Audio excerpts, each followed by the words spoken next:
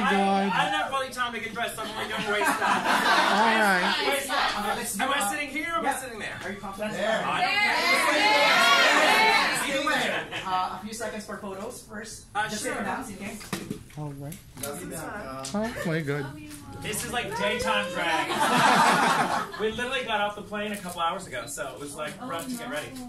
Yeah, so Photoshop and make me look pretty, people. All right. All right, come on, let's do some questions. Let's roll. What are we talking about? Here, Bianca. Yes, what are we talking about? I have a question. What? I'm not going. Who's narrow? Who's in charge? Okay, let me do that. All right. Let me do that for you. Okay, first question. Has your Rolodex of hate been updated to the modern times? Always. Oh, I mean, a Rolodex is not modern, but yes, it definitely has. It definitely has, because there's always something new and weird going on in the world, so that you can go ahead and put it in part of the show. And we live in a world now where everything is so fucking crazy that there's always something to be mad or upset about. Yes. So has the political correctness of people nowadays changed your humor? I don't care. You can't care. Someone's going to get pissed off no matter what you do. So what does it matter in the end, you know? You have to just do what you do, and some people are going to like it, and some people aren't. And I've often said that if they don't like it, I can't get upset, because they're just going to die anyway. So it makes it all better. So why get pissed, you know? Why get upset? Please mention your name and where you're from. Bad Traveler. Let me ask you a fair question. Sure. What is it What that is you do fair? What is successfully? fair? What do I do successfully? Well, apparently not this. How do you come up with a good read? Is there parts to it? Like, my friend asked me to do this read. Are you just born rude? Or are you just... Well, no, it's usually based in truth. I think comedy's always based in truth. And I also think that, you know, if you can laugh at yourself, what does Rue say? Rue says, if you can't love yourself, you can't love it, whatever the hell she says. But I say, you know, if you can't laugh at yourself, then how can you not laugh at someone else? So I'm the biggest joke there is. You know, I'm nothing serious to begin with. So as long as you have a sense of humor about yourself, it works out well to have a sense of humor about other people. Now, they may not like it, but, oh well. It is what it is. You know, you gotta laugh. I mean, I'm a man in a wig, for Christ's sake. I mean, yeah. I'm Pam from Inquirer. Do people ask you to read them all the time, and do you get tired of it? Yeah, but it doesn't always work that way. Like, I've been at the airport and people have said, hey, can you read me? I'm like, bitch, can I get off the plane? You know, it's weird. You have a stewardess that's like, I love you. Can you say something mean? I'm like, it doesn't work that way always. Yeah. So it is funny to see how people react, you know? Usually in a show, I always have too much to say. Yeah. Pam, you're good? Next, one yellow. Hi, I'm Giselle from Scout Mag. We're a youth magazine, and then we want to do like an advice column with you. Children? Yeah, exactly. So it's called Dear Tita Bianca. Okay. Yeah, Tita means auntie. Oh, yeah, well, okay, it's better than grandmother. Yeah, okay, I'm good. I'm good. Okay. So one question is, what are things or the behavior from 20-somethings that you think they need to stop doing? Stay off social media. Live your life. It is fascinating, the people that constantly, like I have friends of mine, adore, that anything that happens in her life, she immediately goes to the internet. And I don't find that to be, I usually go and drink something, and then I'll go to the internet. But I find it fascinating that everybody's world is revolved around it. Obviously, it's a huge part of my life, you know, because I didn't have Instagram or Twitter before Drag Race. So it is interesting to see all of this that's happened. But I try to keep it as professional as possible, you know, fun times, but I don't put all of my business. So I would suggest the kids maybe not think about it before you run to social media. Because you know how many people are deleting tweets in the middle of the night. You've seen it. Especially politicians. Yeah. You said you're good? And another one, sorry. Yeah. So, do you think the youth should No. find No. I'm kidding. Thank you. I'm kidding. No. Do you think we need to find a job that we're passionate about, or a job that makes us money? Oh, God, that's a lot to ask us here. I think you just need to get through. I mean, how old are these people? 20-something? 20. Okay, you got to get through life. You know, get through high school, get through college, and then you can figure it out. But in the meantime, keep moving. I always say it's important to keep moving because I didn't plan to do this. I mean, obviously, this was not a choice. But it is something that through life, it eventually evolved into this. So it's kind of like say yes and yes, and if something comes along, then of course it changes your path. But I've never been the person to say, this is my goal, I'm going to make that happen. That's too much pressure for somebody. Right. You got to live a little bit, you know, and if you don't fall down, then you don't realize how great it is when you're up, you know? But it always goes back and forth. Trust me. Thank you. Hi, Bianca. Hi. I'm PJ from Esquire. That's a great angle, thank you. You always say, you've constantly said that you're a man in a wig and yes. What have you learned about... today. Partially man in a way. Yeah. What have you learned about being a man? What have I learned about being a man? By dressing up as a woman. Oh, God. Well, that you get away with murder when you wear a dress. No, you should try it. well, for me, it's become. I mean, obviously, everybody does drag for different reasons, and for me, it's strictly about the comedy of it or the act of it. You know, like that's why I'm saying something like this is always weird for me to do this when I'm dressed like this because I'm always like, well, when I'm on stage, I'm used to it, but on a personal level, I'm me. I'm the same person, so to speak. But I think that they do cross because I have the same sense of humor. Now, I do have some friends that do drag, as I was saying, that do drag for different reasons, and they're a different act when they're in drag, or a different voice even. Yeah. And I don't do that. So I think that there's different compartments in it. Yeah. So I think I've kind of learned the more you're yourself, the more fun and accepting it is. I know that sounds crazy because I'm sitting in a wig, but it's just what it's just what I am and what I do. And you can't be on 24/7, so it's a lot of pressure to do that. Would you ever consider doing, your comedy outside of drag? Oh, I have. When they've lost my luggage, I had no choice. As we always say, what's a drag queen without their luggage? A man. So, yeah, I mean, things like that have happened. But I like, once again, as I was telling her, I don't rule anything out. I don't know what's to come, I'd say yes to everything. Okay. Thank you. Yes, Maroon. Hi, God, it's hot in here. Yes. Hi, I'm Kim from Mega Magazine. Hi, Kim. You were considered as one of the most polished queens to ever walk in the workroom. Not today. But how has your drag evolved since winning your season? Well, it hasn't changed because I wear the same dress in every color. I think, well, once again, I think it's such a different concept now. I mean, I think the show itself has taken on its new life, and I think it's a completely different show than when I did it in however many years ago. What was it, 5 years ago we filmed, I think? So it's a completely different world. Everybody's much younger. Everyone's in, designer drag. They're spending thousands of dollars on clothes. Well, we didn't have that opportunity or the time. I had 5 days before I had to do the show. So I didn't know... I didn't have access to create all of this madness within 5 days and pack and get there and do the show. So I think it's definitely evolved into a grander scale. I mean, now it's huge in America and globally, and now it's going to be in the UK, their own version with Rue, which I think is pretty amazing. So it's evolved, the show's evolved, and I think the contestants have as well. I mean, they're all in debt, but they've evolved. They've evolved. Yeah. Thank you. One more question. Sure. You wear very light makeup. Yes, so. And so how do you take care of your skin? Walk us through your beauty regimen. What are your top 3 beauty products that you can't live without? Well, no one's ever asked me about it. But obviously you have to use makeup remover, which I have my own makeup remover called Bianca Remover, which you can buy online. But also, a friend of mine, I don't know if you have it here, but Johnson & Johnson baby shampoo is what I use to clean my face. A dermatologist told me it's the best thing. It doesn't burn your eyes. I mean, you're going, oh my God, if it washes off that bitch's face. But it removes all of the mascara and all the buildup that you have around your eyes. So that's one of my main things. And also moisturizer. You gotta have moisturizer because I'm old. You gotta have that. And for every glass of wine I drink, I get drier and drier. I have to keep myself well moisturized. Yeah. We'll keep that in mind. Thank you. And last, one more thing. Oh, you said 2. Look I see you. One last. You've done movies and TV shows and this amazing tour and makeup lines and then removers and other products. What's next for Bianca? What else do you want to do? I don't know. I mean, maybe become a reporter and be as gay as you are. See,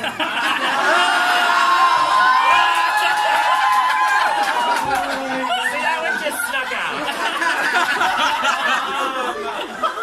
No, I don't know what's next. I mean, the good thing for me is as long as there's something to look forward to. So right now I'll be doing this particular show through December, which is great. And my friend Matt Kugelman and Derek Hartley have worked on the 3rd film already. So they've started writing that one. So I'm hoping to get to shoot that soon. But you never know. You never know what's around the corner. There's so much that could happen.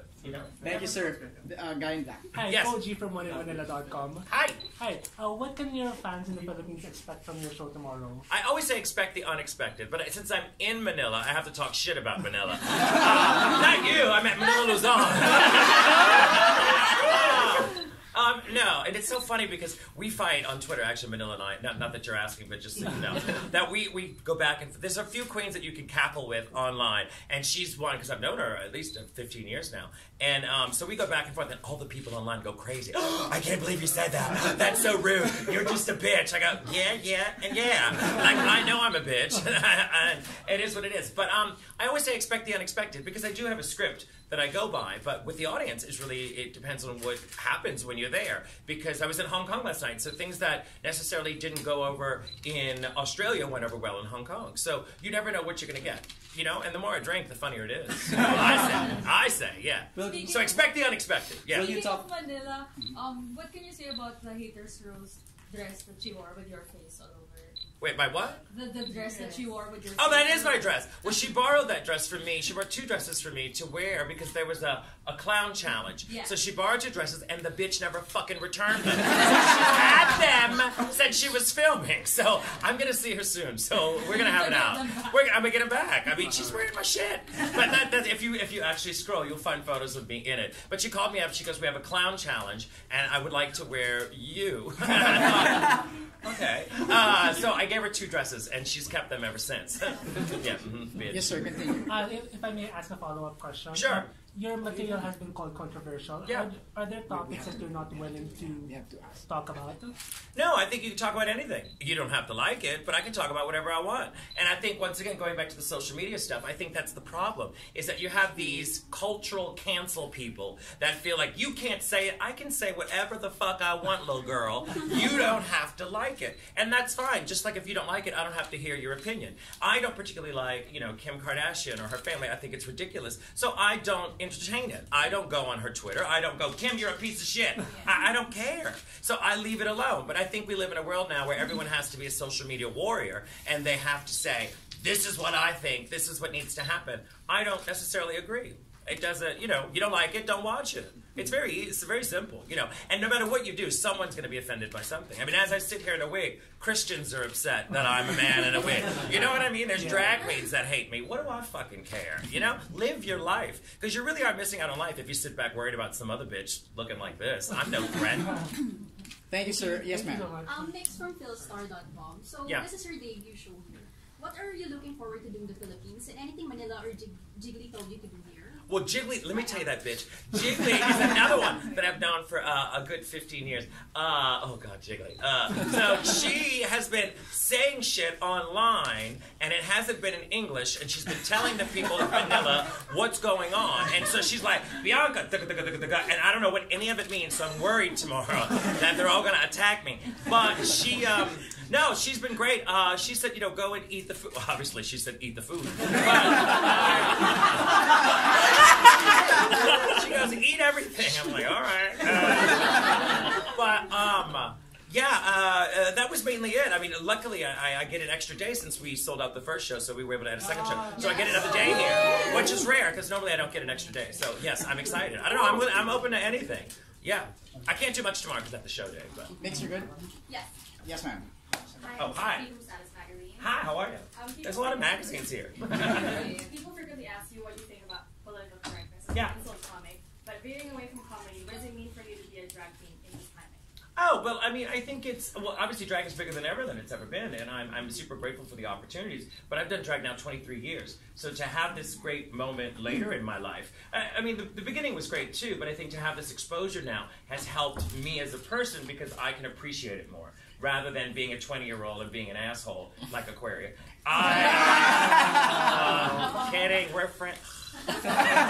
God, no, but it is. I find that I enjoy it more, and I'm grateful for the opportunities. I mean, I get to travel the world. I don't think I ever would have been here in Manila if I wouldn't have had the opportunities that I've had. So it's been pretty amazing, So the ride has been great. So I'm grateful just for it. I'm grateful that it happened after 30, because I do appreciate it a lot. Thank you. I just have a follow-up. Yeah, sure. You've been doing drag for a while. What has been your biggest takeaway in all these years of being a performer? What makes your drag special? Oh, God. Well, I mean, as long as you laugh, as long as you have a good time. And I know people say it all the time, as long as you have a good time, then everyone else will. But I think it is important when you do comedy and stuff. And like I said, I don't take myself seriously. I take myself seriously with the professional business side of it. But as a person, you got to laugh and you got to have a good time. And I think what's amazing is that a lot of people in this world now are afraid to laugh because they think, can I laugh? Is that allowed? Is someone going to judge me? Is there going to be some video of me laughing later? And I'm going to be... So I feel like, when you come to the show and when you come to hang out with me, you get to laugh and do it. You're fine. You're safe. If anything, they're going to come kill me first. Don't worry. You're safe. You're safe. Yeah. Thank you. Guy in yellow. Yes, hi. Hi, Bianca. I'm Ross, representing Manila Concert Junkie. So I don't know what word you said, but yes. I'm going to pretend like I did. We both love Joan Rivers. Yes. So my question is, what did you learn from her? And then second question, who are your other comedy idols? Oh, well, I killed her. No, because I was one of the last, one of two of the last. There was one after me, Leanne Rhymes, so she's the one who really killed her. But I did one of those in bed with Jones, and I had met Joan a couple times in New York City at different events, because she was very involved in theater. and God, it's hot in here. And she would frequent a lot of opening nights, and so I'd met her a couple of times. Always gracious, always sweet, always took a photo. And then I had the opportunity to do the show, which was a lot of fun. And they say never meet your idols, but it was amazing to get to meet her because she was so goddamn funny. And also very generous, because she didn't have to be generous. I mean, you're Joan Rivers, you don't even have to look at me. But she did, and she was very, very sweet, and I appreciated it so much. And then she gave me this bag, a gift when I left, and I was so excited I couldn't wait when I opened the car. And it was some shitty scarf from her QVC channel. But I travel with the scarf, and I use it to wrap up my makeup mirror every night when I travel. So she's with me. She's with me. But I think she's one of my favorites, obviously. Don Rickles, I don't know if you're familiar with Don Rickles, is very funny as well. And not only did I enjoy their sense of humor, but I also appreciated their work aesthetic. I mean, they were working up until their 80s. Yes, right. So it's pretty amazing to see their longevity and their commitment to, I was going to say commitment to drag, commitment to comedy. I mean, well, Joan was in drag.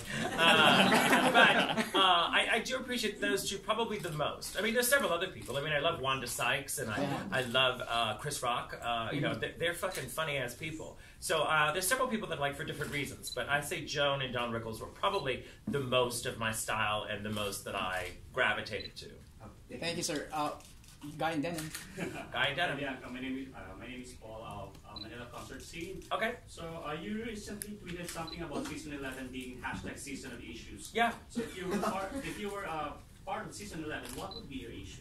Wouldn't have lasted. Season 11. No, I just think it's funny. I laugh at the fact that this is what, like I said, the show has evolved and it's turned into something else. So I find it funny when your ailment is stronger than your talent. This is a show about drag queens. Why are we talking about a sister? You say that I don't understand. You don't want to know what's going on under my skirt, but I'm not going to tell everybody. So I find that part to be just a bit much for me. I mean, I'm a drag queen. We go in, we laugh, we have a good time, we're hateful to each other in the dressing room, and we move on. But I think what's fascinating now is that, it's also a television show, so the sympathy aspect comes in. I don't live by sympathy. Sympathy is not a part of my drag aesthetic. And if you're dying, I'm going to go, good. That's not what it's about.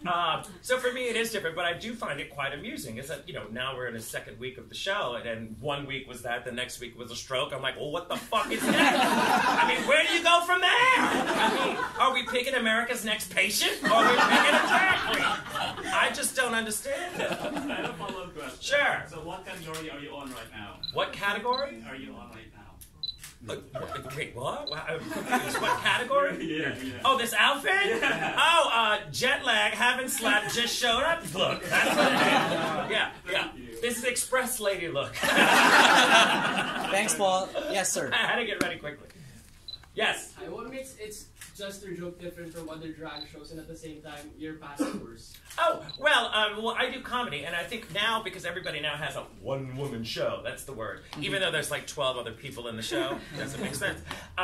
For me, I just stand-up comedy, so I'm on a stage by myself, and this is my 4th tour that I've traveled the world with, not necessarily been here, but the 4th that I've done. And I mean, I'm doing stand-up comedy in drag, and I'm discussing topics that are all about. So that's what's different. I'm not lip-syncing, I'm not doing death drops, I'm not doing musical numbers with backup dancers. God knows you don't want to see that. But I leave that to the other people. But that's not what I'm doing. So it does get blurred now because everybody now has a so-called show. So people often wonder what it is. And here in Manila, which was, of course, in the beginning when I announced that I was doing the show, people immediately were like, well, that's so expensive. Well, you're in a theater with a seat. You get a chair, and you get air conditioner. Unlike today, you get air conditioner at my show. So it's also just, everybody's been doing different types of things. And sometimes when they do the group tours, it's a standing room. And sometimes it's, you get in early, and everybody clumps up, and there's musical numbers and an intermission.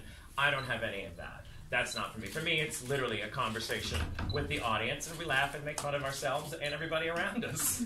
Yeah. Thank you, sir. Yes, ma'am. Sure. Oh, yeah, go ahead. Where would Roy be if Bianca didn't happen?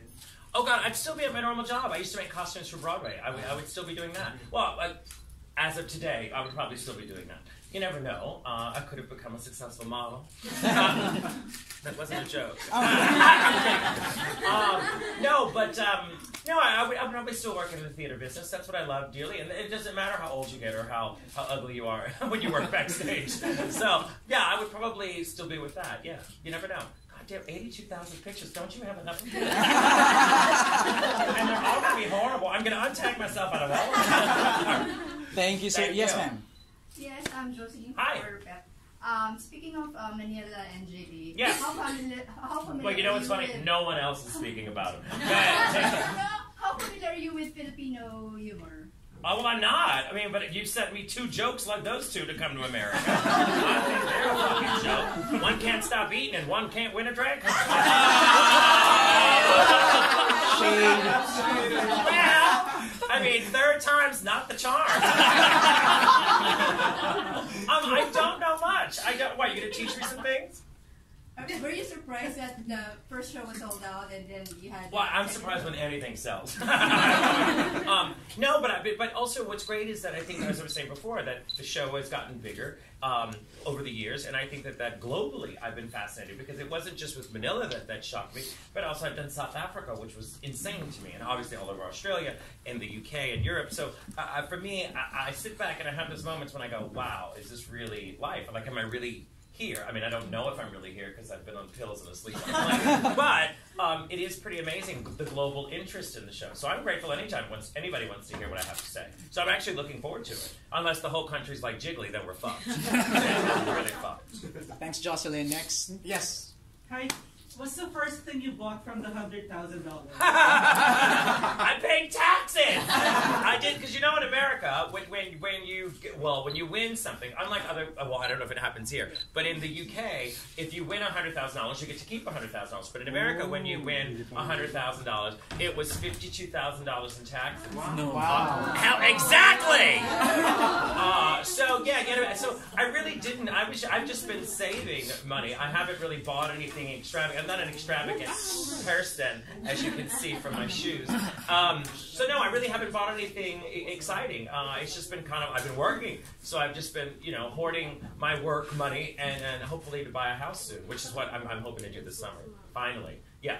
Yeah. Thank you, sir. Any more question? Yes. Hi, Bianca. Oh, hi.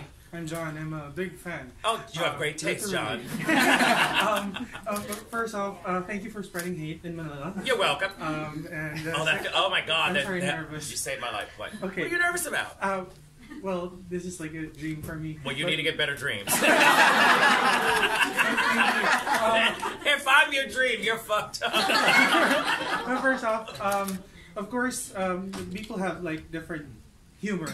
Sure. Per se. Are you afraid that Filipinos might not take your humor literally well? Well, I think you think that with every audience you have. You often think, okay, well, no one's going to understand me. No one's going to understand what I'm saying or what I'm doing. But that's why you go into something with a huge amount of material. There's so much crap in my head that if you start with something and it doesn't seem to flow, then you have this other way to go. So it's not like if I'm out there, like my friend Courtney Act was just in Australia, and she does her show, and she will do some banter where she talks, and then she'll do a song. And we had a conversation about it where she's like, I always feel safest when I have the song, because you never know what's going to happen with the audience. And I said, well, I do the whole show without a song, so you just don't know where you're going. But that's, for me, the exciting part. So if this doesn't work, then you've got this, or you have that. So it's not like, hello, this is my joke. It's more or less like, trigger, where am I going to go? What's going to trigger my brain to get me where I need to be? So I think each audience should always be different. You never know. And never assume that everyone's going to love it, because then you're really fucked. Because that always backfires. You always think, they may not get it, so you have to work harder. Okay. Sorry, I forgot my second question. Because you were blinded by my beauty. Thank you. Thank you. Follow-up question? Follow-up question. Yes. Yeah. How's it been starting out with gigs at bingo halls to like performing to sold-out venues in countries you've never been to before? It's fucking nuts. Yeah. I mean, you try not to think about it. And as I said before, with when she was talking about when he asked what I would be doing, and as far as drag was concerned, I didn't imagine any of this. I don't even think the potential was even there, because there is no proper format. Everybody that's left the show has done something different. A lot of them have gone into music. A lot of them do music videos. A lot of them, I think I'm the only one who hasn't done a music video out of everybody. Some of them shouldn't have.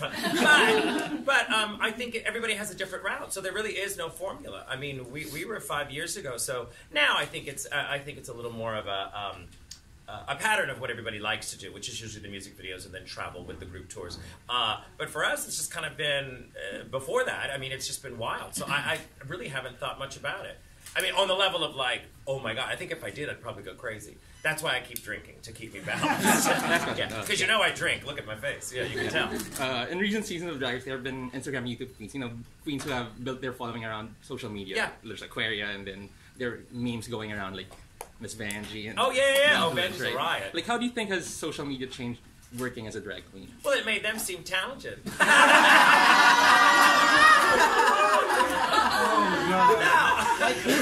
I mean, there is a talent to taking a good picture.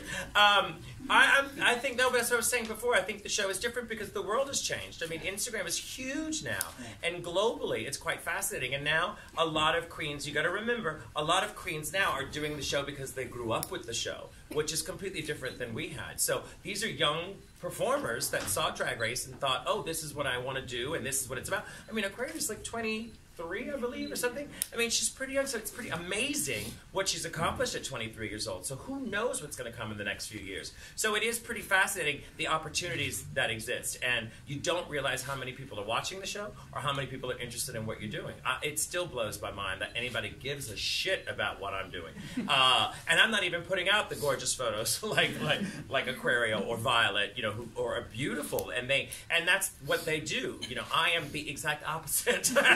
But it is pretty amazing just to see the global interest in what everybody's doing. And like I said, the show's bigger than ever now. I mean, RuPaul's winning Emmy Awards. I mean, she's snatching trophies, that bitch. I tell you. It's wild. Thank you. Yes.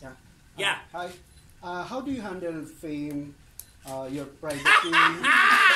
Fame? Your fame, your privacy, and depression.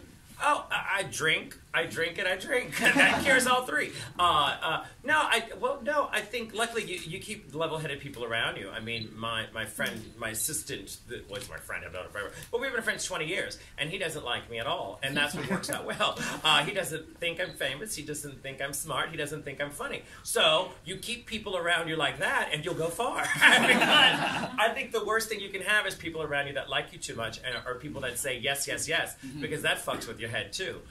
So it's been, I think it's just keeping in common ground. And I have 2 dogs I have to take care of. So that's my real life. And also, as I was telling her, not to put out your whole life on social media. Like, everybody doesn't need to know everything that you're doing, you know? So, yeah, you balance it out that way. And did I mention drinking? Yeah. Make sure you drink. Yeah.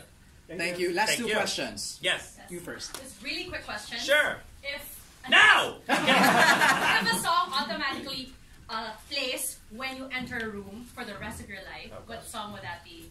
I don't know what the song would be, but can I tell you what song I don't want it to be? Sissy That Walk. I have heard that fucking song! Oh my God. I mean, for the past 5 years, it's the only song they play. But I must say, though, it is my favorite of the Rue songs. Outside of Supermodel. Supermodel was the original. Y'all are like, what's Supermodel? That was the very first one in the 90s that I remember when I was a kid. Yeah, I was young once. But Sissy That Walk, we heard it so much when we were around. So that would be the one I don't want. But I don't really have. Well, I use it in my show. I use the clown song. Have you heard the clown song? Well, you'll hear it tomorrow. You'll know, and you'll go, oh, that's her. Like, whenever you go to a circus, it's always, dun, dun, dun, dun, dun, dun, dun. That's what I want. Yeah, because it's uplifting. Don't play it at my funeral. Okay, one last question. Sure. If you can choose your last meal on Earth, what would you eat? Well, I should call Jiggly and ask her. I mean, if I die in Manila, she'd tell me what to eat. I don't know what would be my last meal. Oh, God, what would be my last meal? I don't know. I'm not really that picky. I think when you travel, you don't have much options. So, yeah, I mean, you're traveling to some places, and so you end up eating whatever's available. So I'm not really that picky when it comes to food. So I don't know offhand. I mean, maybe something, I'll drink with it. I'll drink wine. Yeah, I'll have wine with it, yeah. Thank you, ma'am. Last question. Yes. What do you want to say to long-time fans of drag who say that drag has become too mainstream?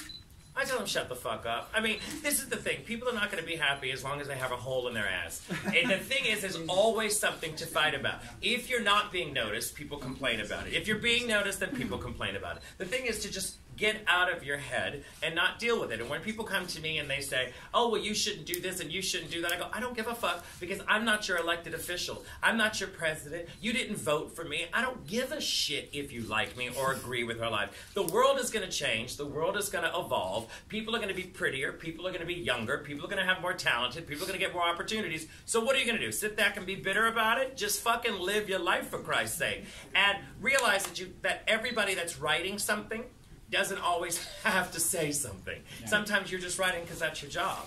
You know, and I've had people that have disagreed with things I've said. And there was a reporter who was like, oh, you know, I just assumed he didn't like me, you know, wasn't interested in anything that I was doing. And he says, no, don't take it personal. It's because I have to write something every day. So if I find something hateful about you I can write, I'm going to write it because I get clicks. And I go, motherfucker. So you have to take the comments and the complaints and the bullshit along with the compliments and call it the same thing. Lovely, keep moving. That's lovely, right. Keep moving. Because in the end, none of those people are going to be there when I'm dead. So what does it matter? Yeah. Yeah. Thank you. What's the first word you think about when you hear RuPaul? Oh, like Ru as a person or just the name? RuPaul. Yeah. Oh, well, I mean, because it's so funny. I just had a conversation with someone recently. It's because since he goes by the same name, I always consider RuPaul the man and Ru the woman. I don't know why. Okay, Ru. No, I'm saying I've always that glamour. I mean, I remember being, a child and seeing Ru at the MTV Video Music Awards. I mean, I was in high school, and this huge blonde glamazon, and I went, wow. I mean, she was fabulous. I never in a million years thought I would meet him. Never thought I would even be on the show. You don't think about those things. And you sit back and you go, wow, it's kind of cool. You know, we don't go to lunch because she doesn't return my calls. But, I'm kidding. I don't have a phone number. But I do get to go to lunch. I do get to go to lunch with Michelle Visage, and she eats like Jiggly. Thank you, Bam. Let's wrap this up. Bianca, your final message. Thank you for having me, and I next time, tomorrow I'll be dressed prettier. But I thank you so much for having me, and I'm excited to be here. I'm looking forward to it. And tomorrow's show 1, and then we have show 2. So come, please drink and have a good time. Let's do it, and let's be hateful together. Thank you. Thank you. Yeah. Oh, I'm going. Okay, good. I didn't know what I was doing. All right, I'll take my watch. Me and my shoes. I'm so lazy today. I didn't even bother to get my shoes. Thank you.